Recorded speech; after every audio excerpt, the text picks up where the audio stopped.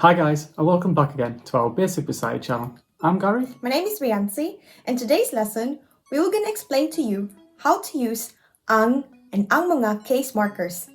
Before we get started guys, can we ask you to drop a like on our videos if you find them of any value, and if you're new around here, why not consider subscribing?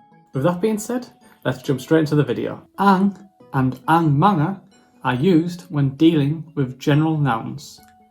Ang is used for singular items, and when we need to talk in plural, we can use ang mga. When you use proper nouns, you cannot use ang and ang mga.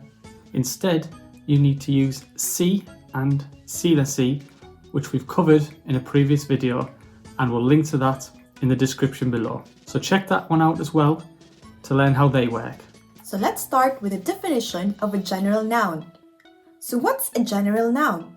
It is something that refers to a non-specific person, place, or thing. We'll go through some examples now to help you understand both singular and plural general nouns and how to create your own in Bisaya. Our first example is ang lapis. And this is a singular general noun as it means the pencil in English. To make the statement plural, we need to change it to ang mga lapis, the pencils. Notice the pronunciation of the second word mga. It is pronounced as mga. In each of these statements, the words ang can usually be translated as the in English. Mga makes it plural, and obviously lapis in this example is pencil. Our next example is ang bata, which means the child in English, and that is in singular form. To make it plural, we add mga in the phrase, and that becomes ang mga bata, which means the children. Ang mga bata is the plural form.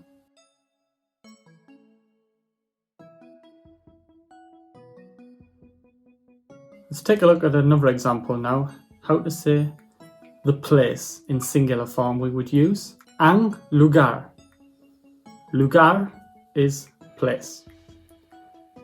But if we want to say the places, we would use the plural form, which is ang mga lugar. The places.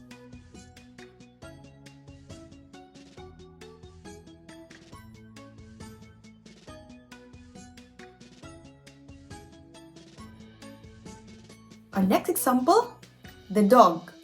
Singular form, ang iro. Iro means dog. Making it plural, we'll use ang mga iro, which means the dogs in English.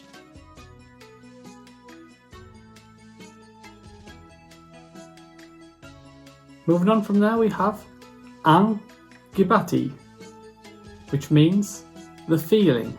Obviously that one is in singular form. Making ang gibati a plural form to become the feelings, we would use ang mga gibati. Gibati is the word for feeling.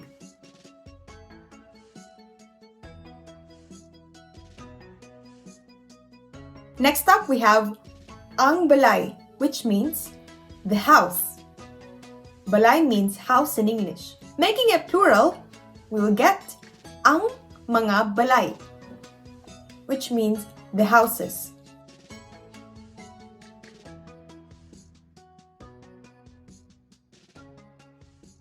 Another example for you is the teacher, which in Bisaya is ang maestra, which is the singular form. Making that into a plural form, we can use ang mga maestra, the teachers.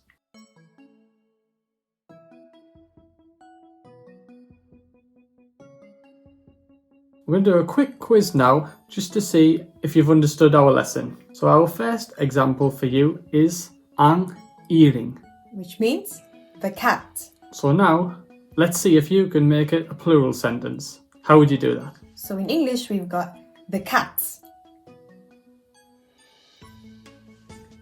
Did you put ang mga iring? If so, you're correct. Our next one is ang mga kahoy, which means the trees. Now let's see if you can put that back into a singular form.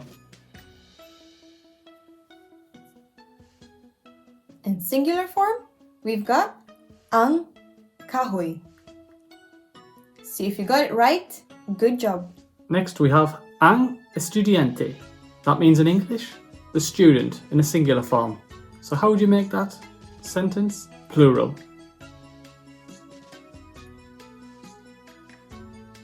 In plural, it is ang mga estudyante, which means the students. If you got it right, let's move on to the next one. The next one is ang mga tao, which means the people. So how would you make that sentence singular form? Ang tao, which means the person in English. Moving on to our last one.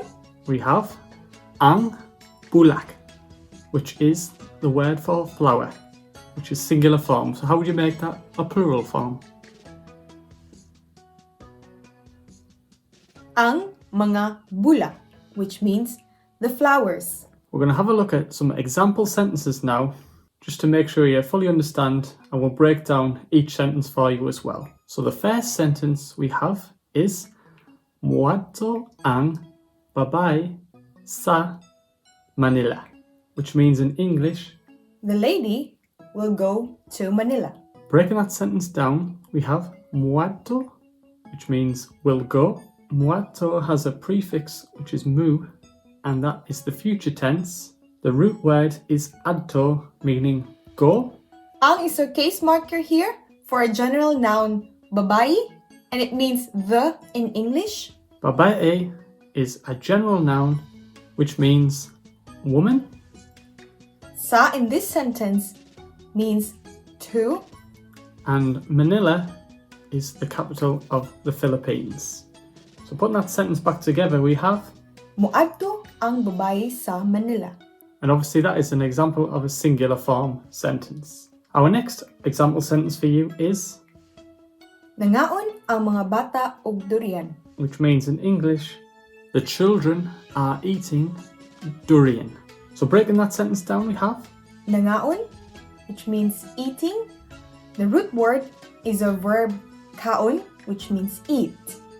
The prefix used is nang, which is in the present tense. So nangaon means eating. ang mga makes it a plural case marker, and that is used for the general noun. Bata is a general noun, which means children, because it's in a plural form here.